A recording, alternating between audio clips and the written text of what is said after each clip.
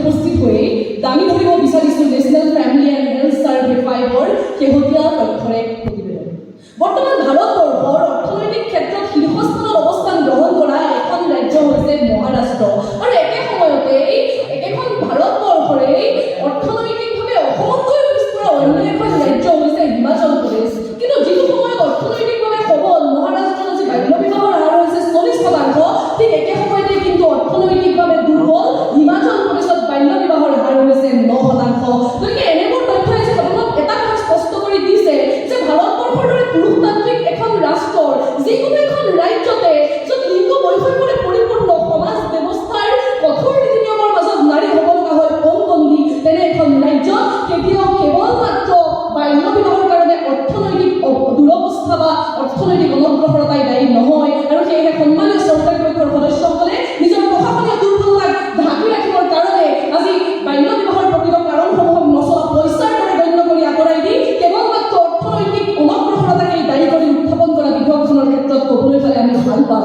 বোলে ঢেঁকীত মহে খালে, উৰালত ফৰফৰালে, আৰু বোলে বতৰা খালি বিচাৰিলে। মাননীয় অধ্যক্ষ মহোদয়, বিভিন্ন জাতি জনগোষ্ঠী কৃষ্টি সংস্কৃতিৰে পৰিপূৰ্ণ বিলম্বনী এইখন অসম, কিন্তু এইখন অসমৰ কোনো এটা নিৰ্দিষ্ট অঞ্চল বা নিৰ্দিষ্ট জাতি জনগোষ্ঠীৰ মাজতে বাল্য বিবাহ সীমাবদ্ধ নহয়। আজি কাৰোবাৰ কাৰণে যদি বাল্য বিবাহ হৈছে সামাজিক নিয়ম, অইন কাৰোবাৰ কাৰণে আকৌ বাল্য বিবাহৰ কাৰণ হৈছে শিক্ষাৰ অভাৱ, সজাগতাৰ অভাৱ ইত্যাদি। গতিকে তেনে এক প্ৰেক্ষাপটত আজি অসমৰ এই বৈচিত্ৰতাৰ দিশটো সম্পূৰ্ণৰূপে অগ্ৰাহ্য কৰি সামাজিক আচৰণ তথা নীতি নিয়মেৰে পৰিপূৰ্ণ বিভিন্ন অঞ্চলৰ এই সমাজ ব্যৱস্থাটো পুংখানুপুংখভাৱে বিশ্লেষণ নকৰাকৈ কেৱল অৰ্থনৈতিক অনগ্ৰসৰতাক দায়ী কৰিব নোৱাৰিলো বাবে বিৰোধিতা কৰিছে উত্থাপিত বিধেয়কখন।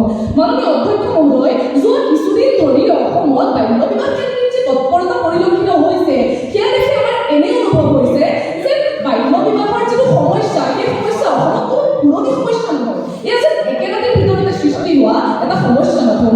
কাৰণ অধ্যক্ষ মহোদয়, আজি পৰ্যন্ত আজি অত বছৰে বিভিন্ন সমীক্ষাত অসমত বাল্য বিবাহৰ তথ্যসমূহ প্ৰকাশ কৰাৰ পিছতো এইখন সমাজৰ কিন্তু শীৰ্ষৰ দায়িত্বশীল ব্যক্তিসকল নিশ্চয় হৈ আছিল।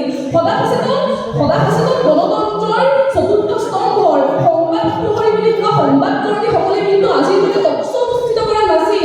গাঁওৰক্ষী বাহিনী, পঞ্চায়তৰ প্ৰতিনিধিসকল, গাঁও প্ৰধানসকলে নিজৰ চুবুৰীটোত, অঞ্চলটোত বা গাঁওখনত দেখি থকা বাল্য বিবাহসমূহ দেখিও নেদেখাৰ ভাও জুৰিছিল আৰু একাংশই বুঢ়া বয়সৰ প্ৰমাণপত্ৰ উলিয়াই এই ক্ষেত্ৰত ইন্ধন যোগাইছিল। চৰকাৰৰ জনসংযোগ বিভাগৰ দৰে এটা ব্যাপক বিভাগ থকাৰ পাছতো তেওঁলোকে কোনো ধৰণৰ জনসচেতনতা সৃষ্টি কৰিব পৰা নাছিল বা এই ক্ষেত্ৰত বিফল হৈছিল। আৰু যাৰে পৰিপ্ৰেক্ষিতত আজি অসমত অবাধ বাল্য বিবাহৰ প্ৰচলনে দেখা দিছে আৰু সন্মানীয় চৰকাৰী পক্ষই এইসমূহক নচলা পইচাৰ দৰে গণ্য কৰি আঁতৰাই দি অৰ্থনৈতিক দিশটোকহে আজি অগ্ৰাধিকাৰ দিছে। আৰু সেই প্ৰকৃত কাৰণসমূহ বুজি উঠিছো বাবে বিৰোধিতা কৰিছো উত্থাপিত বিধেয়কখন। মাননীয় অধ্যক্ষ মহোদয়, অৰ্থনৈতিক অনগ্ৰসৰতাৰ বাবে শিক্ষাৰ সম্প্ৰসাৰণ হোৱা নাই বুলি কোৱা সন্মানীয় চৰকাৰী পক্ষৰ সদস্যগৰাকীক আপোনাৰ জৰিয়তে জনাই দিবলৈ পালে ভাল পাম। এইখন ভাৰতবৰ্ষৰ বিনামূলীয়া আৰু বাধ্যতামূলক শিক্ষাৰ অধিকাৰ আইনৰ 21নং অনুচ্ছেদৰ কথা, যাৰ ভিত্তিত কোৱা হৈছে শিক্ষা হ'ব লাগে কৰ্মৰ বাবে শিক্ষা, নৈতিকতা প্ৰমূল্যবোধৰ বাবে শিক্ষা, একেলগে বসবাস কৰাৰ বাবে শিক্ষা। মাননীয় অধ্যক্ষ মহোদয়, ধন্যবাদ জনাবলৈ পালে ভাল পাম সন্মানীয় চৰকাৰী পক্ষৰ সেইসকল সদস্য যিসকল সদস্যই আজি অসমত অবাধ বাল্য বিবাহ প্ৰচলনৰ বাবে অনগ্ৰসৰ অৰ্থনৈতিক অৱস্থা দায়ী বুলি কৈ তেওঁলোকে নিজৰ দুৰ্বলতাক চিহ্নিত কৰিছে। কাৰণ চৰকাৰী পক্ষৰ হোৱা স্বত্তেও, চৰকাৰৰ প্ৰতিনিধি হোৱা স্বত্তেও তেওঁলোকে অৰ্থনৈতিক অনগ্ৰসৰতাৰ কথা স্বীকাৰ কৰি নিজৰ দুৰ্বলতাক স্বীকাৰ কৰি নিজৰ নৈতিক দায়িত্ব পালন কৰিছে, সেইবাবে তেওঁলোক ধন্যবাদৰ পাত্ৰ। সদস্যসকল, আহ্বান জনাইছো প্ৰত্যেকগৰাকী চৰকাৰী পক্ষৰ সন্মানীয় সদস্য, আপোনালোকৰ চিন্তা চেতনাক নস্যাৎ কৰি আমাৰ লগত একমত হওক আৰু আজিৰ উত্থাপিত বিধেয়কখন নস্যাৎ কৰি অন্য এখন প্ৰাসংগিক আৰু সময়োপযোগী বিধেয়ক সদনত উত্থাপন কৰক। ধন্যবাদ মাননীয় অধ্যক্ষ মহোদয়, ধন্যবাদ মহামান্য সদন।